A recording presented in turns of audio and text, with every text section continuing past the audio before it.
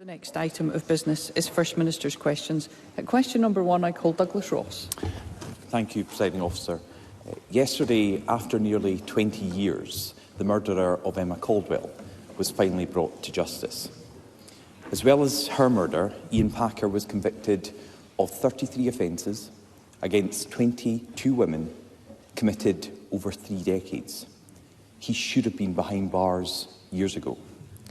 This is what Emma's mother, Margaret Caldwell, told us this morning, speaking via her lawyer, Amar Anwar.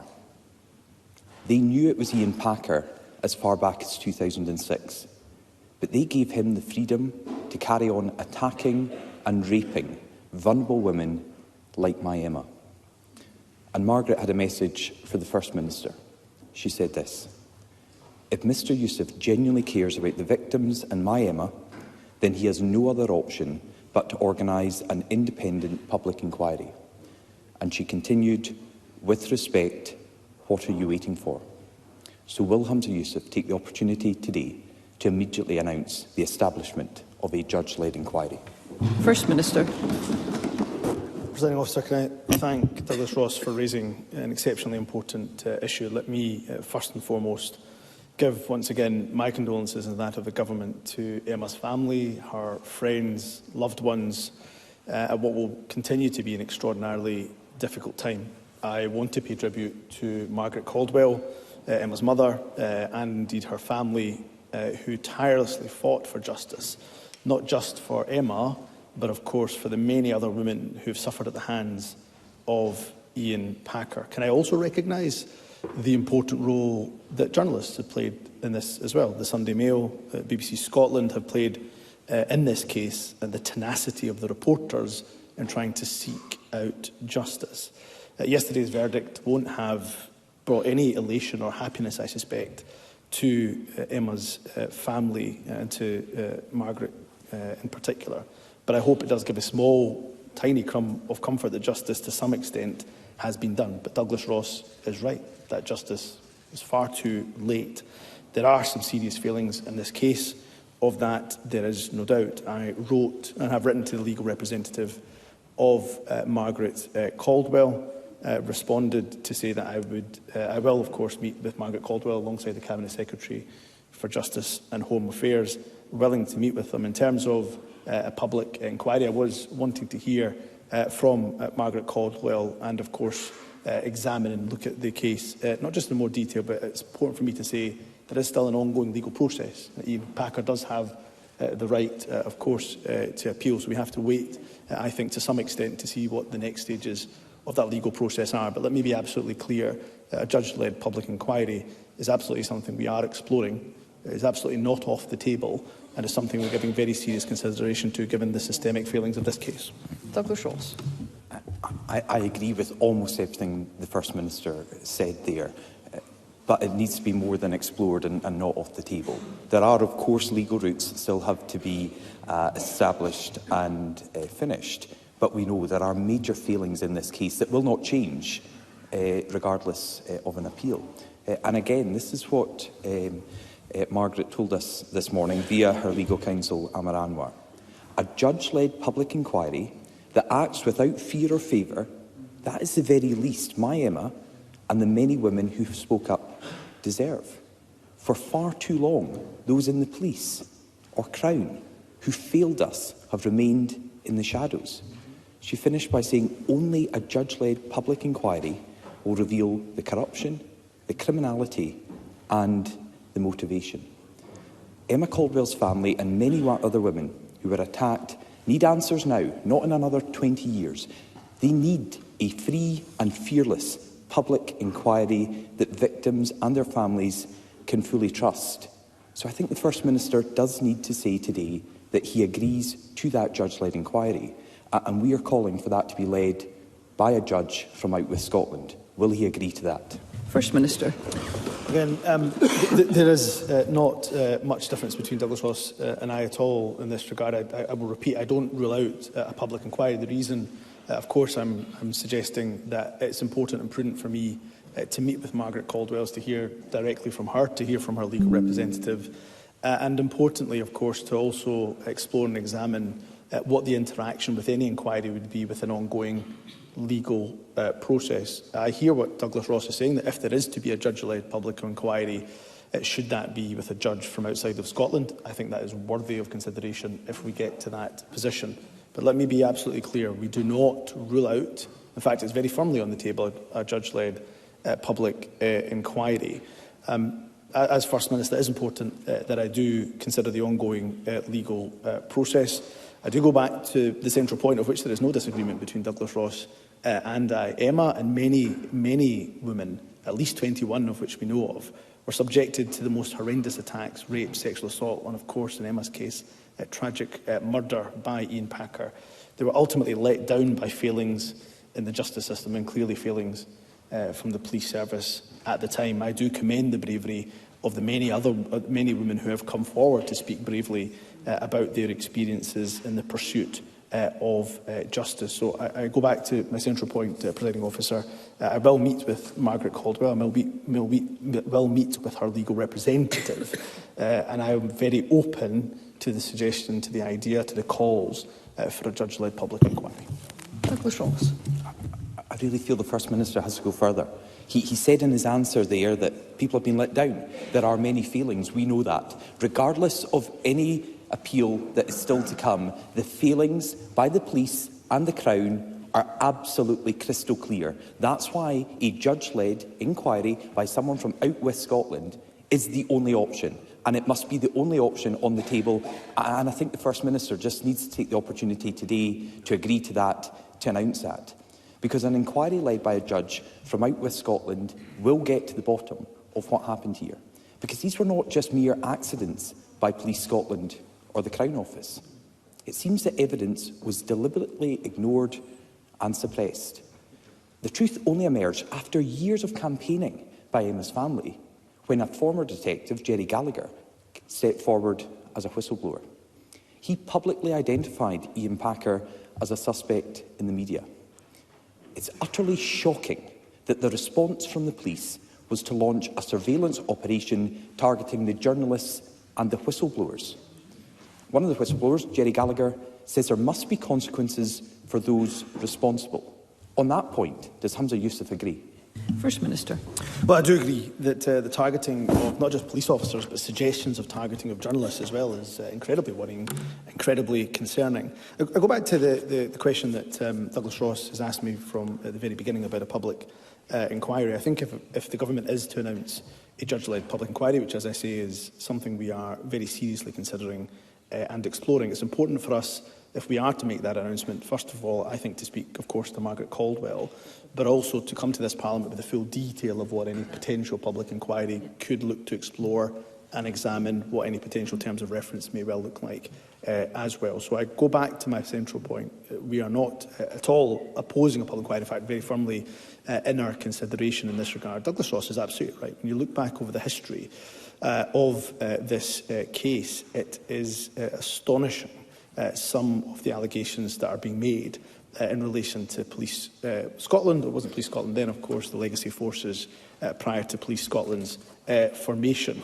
For me, as a government, let me also just say, to give some level of assurance, that this is why the work around violence against women and girls is so important to this very day, and we continue, of course, to ensure that we fund that work. So there are many questions to answer around why Ian Packer was able to evade justice, continue to commit many crimes that he did for so long. So we will seriously consider all of the options that are on the table, including, of course, a judge-led public inquiry, and take on board the suggestion that Douglas Ross has made that if there is to be a public inquiry, then could we consider a judge out with Scotland?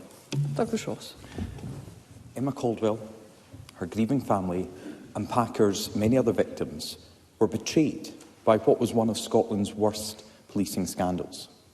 Many questions remain about how this shameful saga, which can only be answered by a fearless, transparent and independent inquiry. I really think that is the only option. We need to know, why did it take so long to charge Ian Packer? Why was he allowed to remain free to attack more women? And who was responsible for allowing him, after multiple interviews, to continue to walk free?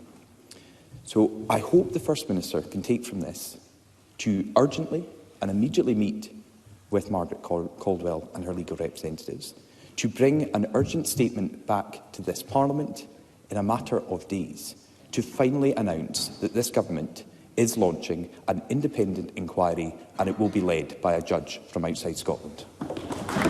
First Minister. Presiding Officer Douglas Ross is right. There are lots of questions that demand an answer. And the many women who have been failed, Emma Caldwell ultimately failed, but many other women who've also been failed by the justice system, by the police forces previously, it is important that they get the answers to the questions that they rightly have.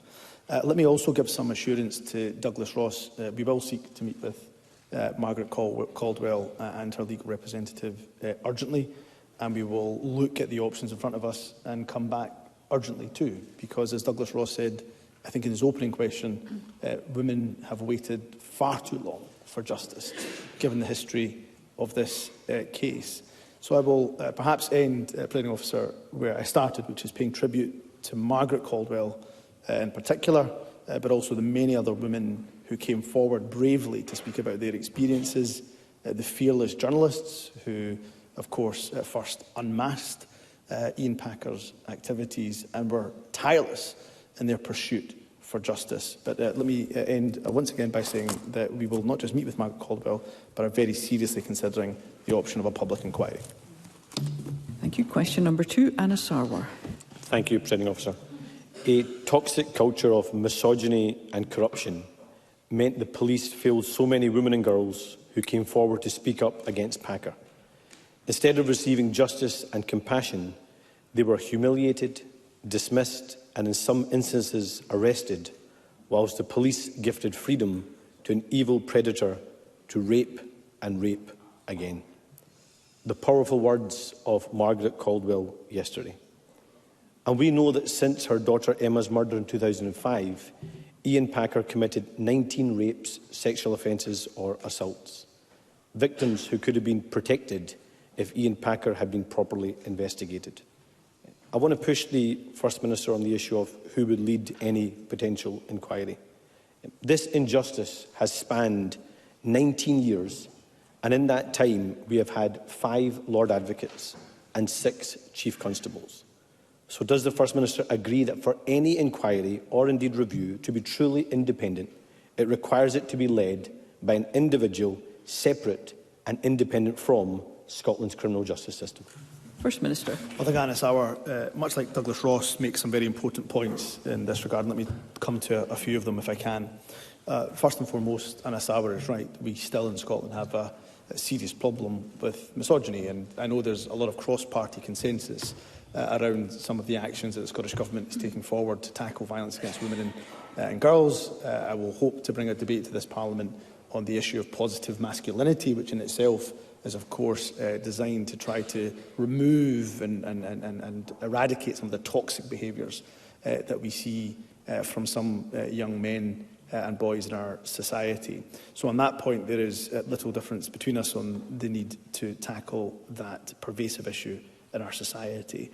In regards to the failure and the timeline of the multiple failures from the justice system in relation to Emma Caldwell's murder, as I said to Douglas Ross, I think there is a strong argument for whichever type of review, or if there is ultimately a judge-led public inquiry, then there is a strong argument that the inquiry is led by somebody out with Scotland. So I don't remove that option from the table. It's very firmly on the table, very firmly a part of our consideration. But as I said to Douglas Ross, there are few considerations we have to give rapidly, urgently, around the ongoing legal process that is currently still happening. And also, of course, hearing from Margaret Caldwell directly herself. I haven't had that opportunity to do so, of course, waiting for the conclusion of the case in order to meet. But we will give that suggestion that both Douglas Ross and Anna Sarwar have made some serious consideration. Anna Sarwar. Officer, there are many troubling issues with this case: misogyny, prejudice, and the failure to listen to women coming forward with evidence. And amongst those failures is a wider culture where Scottish institutions too often fight for the reputations rather than be on the side of victims and seek to find the truth. That culture still prevails today.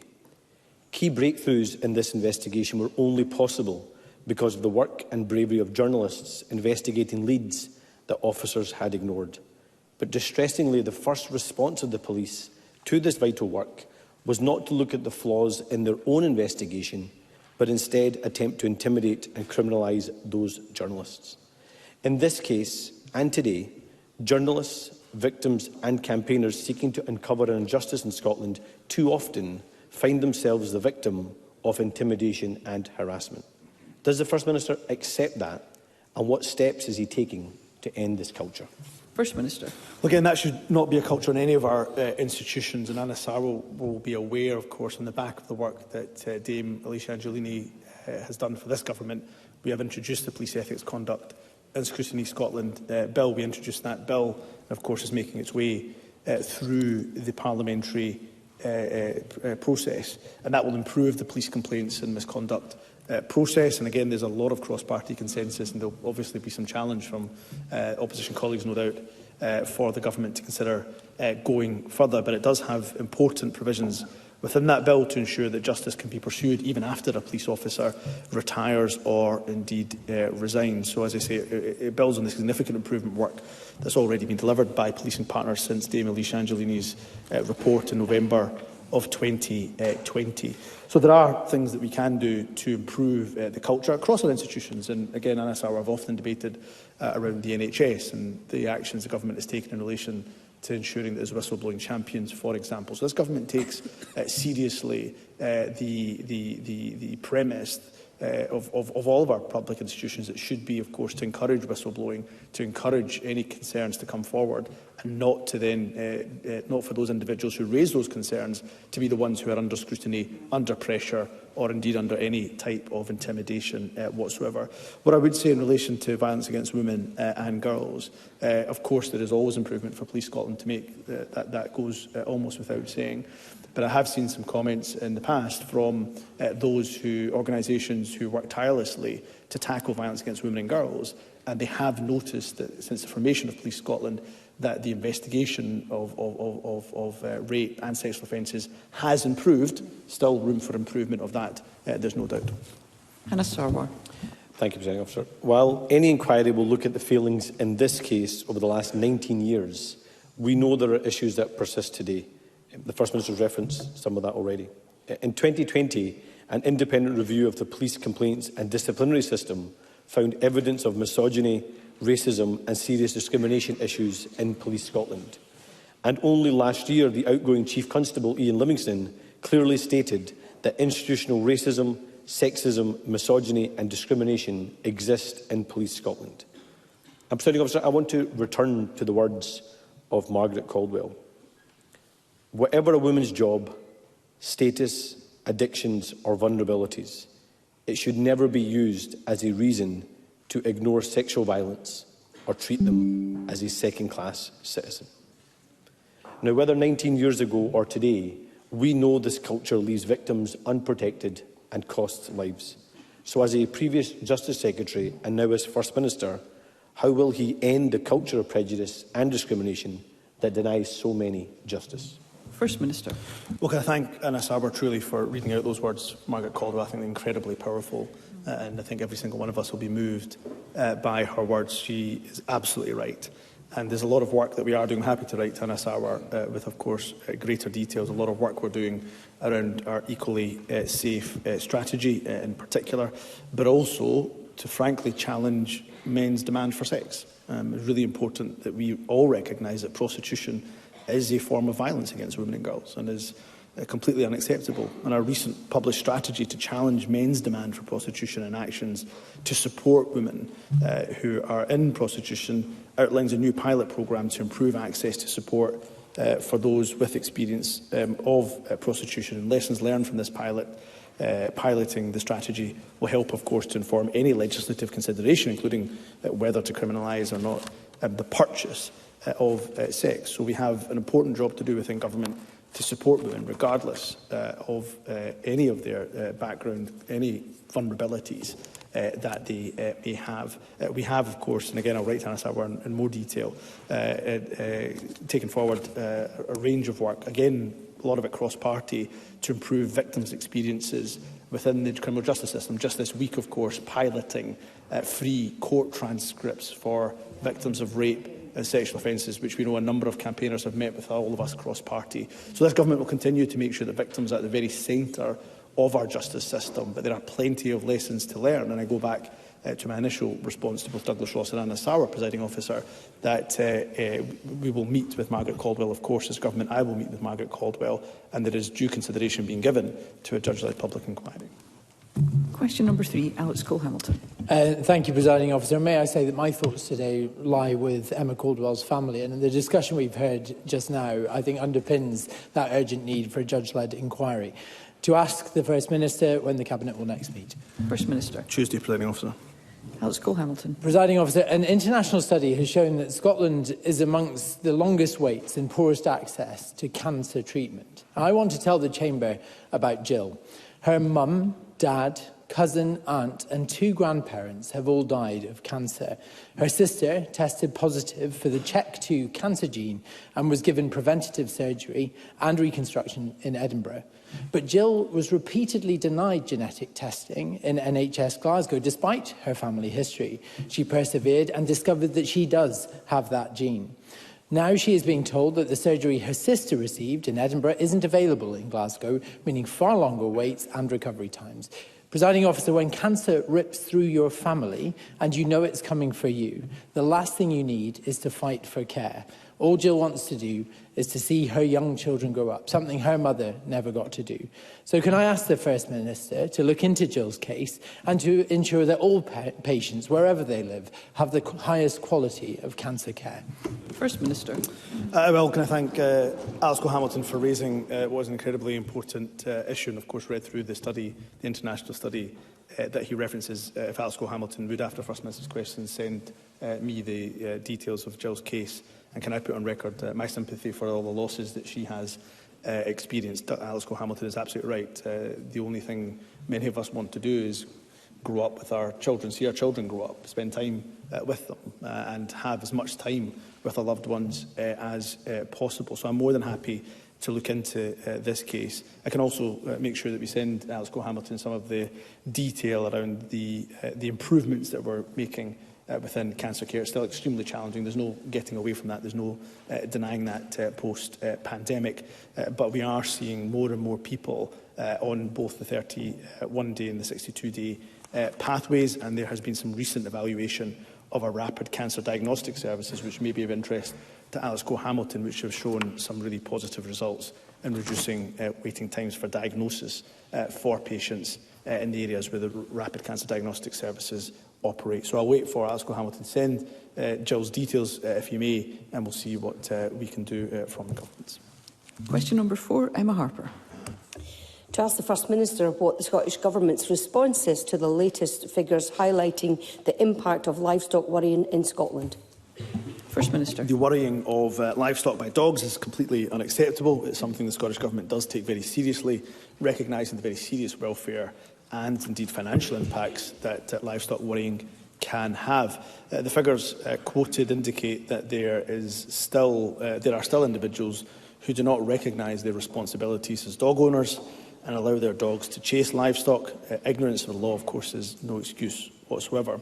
So we welcomed, of course, the introduction of Emma Harper's Dogs Protection of Livestock Scotland Bill, which came into force on the 5th of November 2021, and I thank her for her continued efforts in this area. Education is a key factor in the prevention of livestock worrying incidents. The Scottish Outdoor Access Code is clear on the rights and responsibilities of land managers and of those exercising access rights, which is widely published. Emma Harper. I thank the First Minister for that response. My Dogs Protection of Livestock 2021 Act has proved successful in raising awareness of livestock attacks and worrying, and in encouraging farmers to have the confidence to report livestock worrying incidents. However, NFU Mutual's latest report on rural crime shows that livestock worrying reports are increasing. Stakeholders, including the NFUS and Land and Estates, have called for a change to the Outdoor Access Code to mandate that dogs be kept on leads when in fields where livestock is present. So can the First Minister comment both on how the Government can continue to raise awareness of my Livestock Worrying Act and also on whether it will consider making such an amendment to the Outdoor Access Code as part of the upcoming Land Reform Bill? First Minister. I think all those points made by Emma Harper are well worthy of consideration. She is absolutely right to highlight the difference made by the legislation this Parliament enacted on livestock worrying, thanks mainly to her efforts in bringing the bill forward and guiding it into law. It's interesting to note that only now is the UK Government proposing to legislate similarly to cover England too. We continue to work with partners to increase awareness of dog owners' responsibilities under the Livestock Worrying Act, including through Nature Scott's traditional and social media activity on responsible dog walking, but I've also asked the Minister for Agriculture and Connectivity to consider what more we might do to raise awareness and encourage more responsible ownership and owner behaviour, especially at times like the lambing season.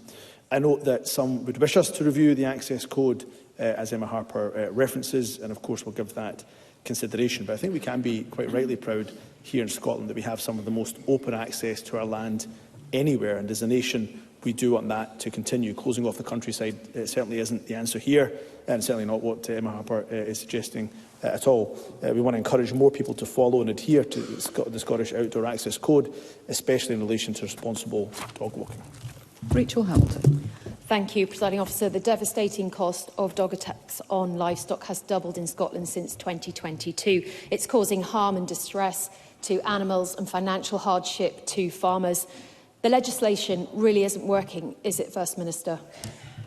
First Minister.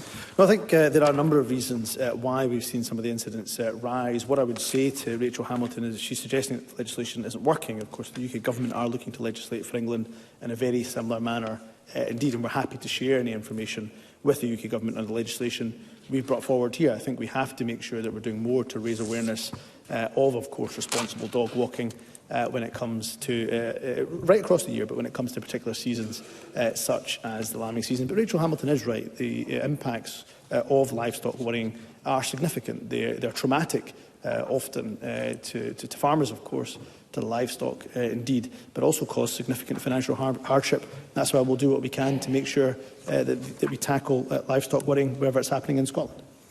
Question number 5, Murdo Fraser. Thank you, Presiding Officer. To ask the First Minister what action the Scottish Government is taking to prevent convicted sex offenders from changing their identity. First Minister. This is a matter of public protection, which we take extremely seriously. All registered sex offenders are subject to sex offender notification requirements, and any change of name must, by law, be notified to the police. The management of offenders' documents include recording of any aliases. We became aware before Christmas that the UK Government were working on legislative changes, on name changes within their criminal justice bill, and we're very keen to align arrangements where possible, which is why we may have made repeated requests at ministerial and official level to see the detail of proposed amendments. I'm pleased we've received these amendments, but only this week. So we've therefore started the serious and careful consideration needed to examine how they would work in Scotland and to the tight deadlines of the UK legislation. Murdo Fraser. Can I thank the First Minister for his response? He will share my concern about news reports at the weekend about an individual with convictions for sexual assault of children who changed his name and was then appointed President of the World Robert Burns Federation, where he had access to children participating in Burns competitions.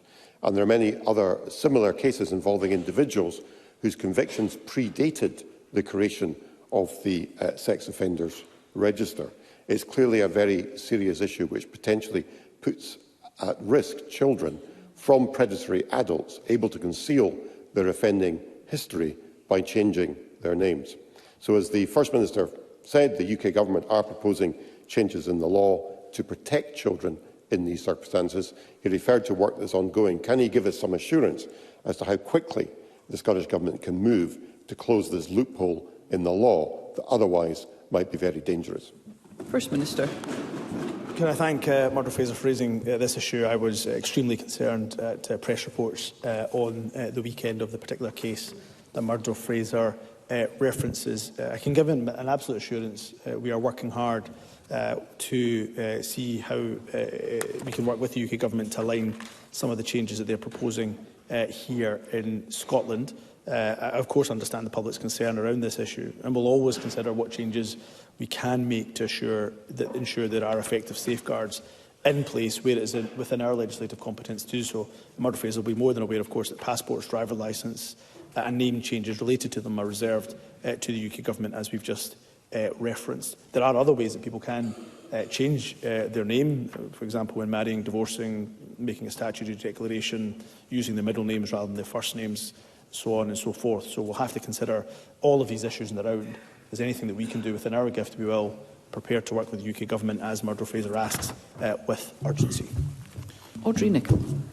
Thank you. Can the First Minister provide an update on other measures to manage sex offenders, including licence, behavioural or prevention orders, and how they link with notification conditions, and if these have been updated? First Minister. It's an important question from Audrey Nicholl, because there will be a lot of concern after the press reports on the weekend of the case that Murdo Fraser referenced in his question. But it is important to try to give some reassurance that new behavioural orders were introduced last year to reinforce what were already stringent checks on individuals who pose a risk of sexual harm. With sexual harm prevention orders, the police can apply to courts for individuals convicted of sexual offending where it's believed that they do pose a risk of sexual harm to the public. Where granted, the individual will automatically become subject to the sex offender notification requirements. The sexual risk order is a civil preventative order designed to protect the public from sexual harm. There's no need for a previous conviction. Breach of either of these orders can result in imprisonment. Licence conditions, of course, can also be put in place to manage behaviour on release from custody. They can be monitored by Justice Social Work and electronically monitored if deemed necessary. We do have, of course, as Audrey Nicholl will be very aware, a very stringent MAPA requirements placed on offenders as well. In Scotland, the vast majority of registered sex offenders do comply with the notification requirements imposed upon them. In fact, 93%, according to the MAPA annual report published in October last year. But as I said to as I said to Murdo Fraser previously, if there is more that we can do, whether it's within our own competence or working with the UK Government to safeguard, particularly our children, but safeguard individuals from predatory behaviour, then of course we'll seek to work with whoever we have to ensure those safeguards are in place. Question number 6, Pam Duncan-Glancy. Thank you, Presiding Officer. To ask the First Minister what the Scottish Government's response is to reports that the number of people living in temporary accommodation in Glasgow had increased by 25%. First Minister. Statistics published on Tuesday show the challenges that we face in tackling homelessness. This only highlights the challenge we face. Highlights the challenge we face in tackling homelessness, but is compounded undoubtedly by the cost of living crisis, the impact of UK austerity, economic repercussions of the pandemic, which are all driving up homelessness presentations. The Home Office's streamlined asylum process is also impacting on local authorities, particularly Glasgow, creating increased demands for homelessness services. The Scottish Government is doing what we can within the powers and indeed the financial constraints we have to mitigate the impact and reduce the number of people in temporary accommodation. We're providing record funding of more than £14 billion to councils in 24-25, a real terms increase of 4.3%. Compared to the current financial year. The Minister for Housing has been meeting with housing conveners to discuss homelessness and housing pressures. Pam Duncan-Glancy. I thank the First Minister for that answer.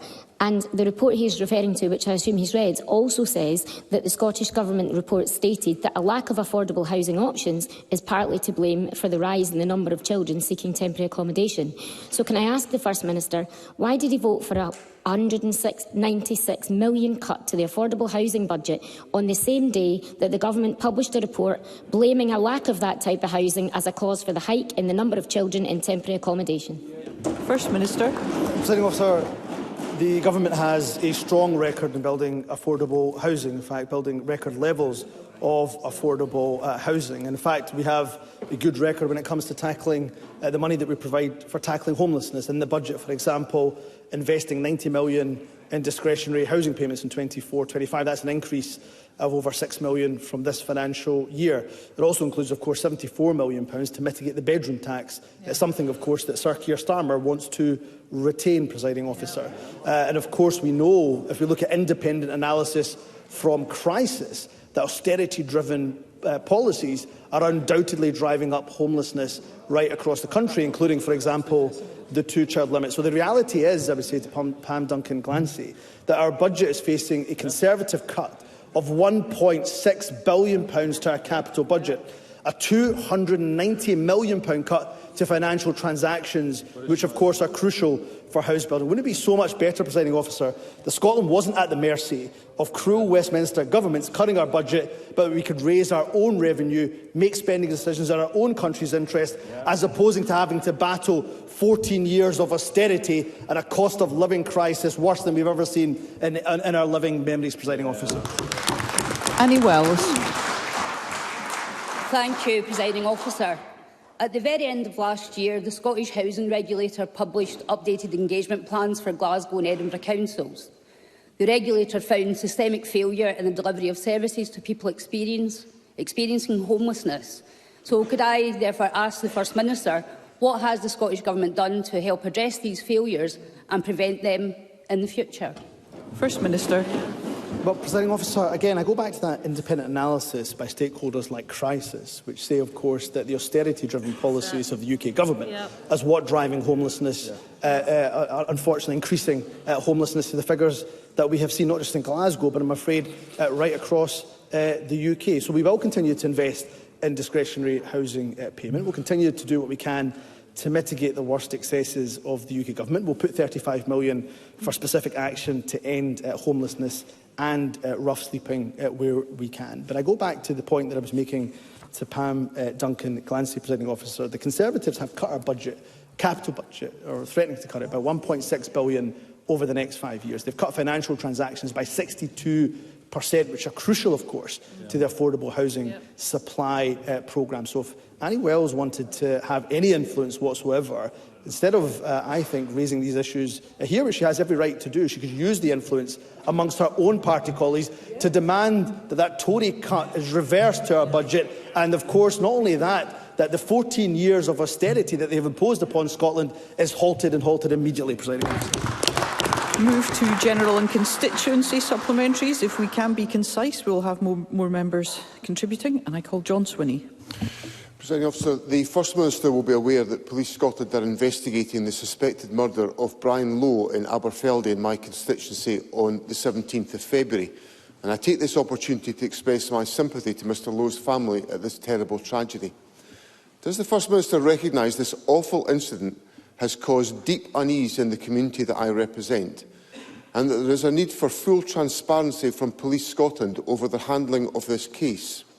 And does the First Minister also believe it is vital that all resources are applied to bring to justice anyone involved, and that Police Scotland need to maintain the necessary presence locally to assure the community I represent of its safety at this incredibly worrying time? First Minister.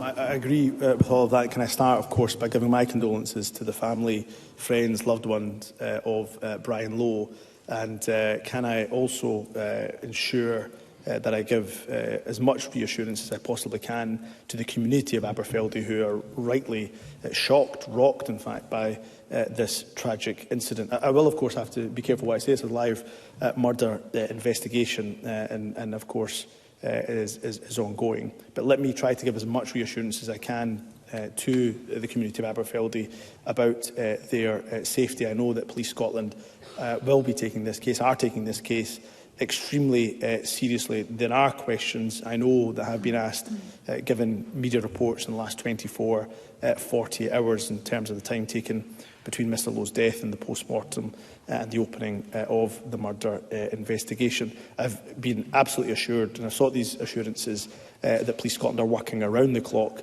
into this murder investigation, and will be seeking to reassure the community as they can. And I think the suggestion being made about an increased police presence is a sensible suggestion being made by Mr Swinney, and I'll ensure that's fed back through my office to Police Scotland. While these issues are, of course, at the behest of the operational independence of the Chief Constable, I think it's a very sensible suggestion as well. And it should be said that Police Scotland have been appealing to any member of the public who may have any information to come forward. Anybody who is travelling through that area who may have, for example, dash cam footage, to contact the police. And that can be done, of course, anonymously through Police Scotland's online portal as well. But I go back to the point that John Swinney was rightly raising around reassurances from the community. I'll raise that with Police Scotland, but I'm certain Police Scotland will do everything in their powers to provide reassurance to the community of Aberfeldy.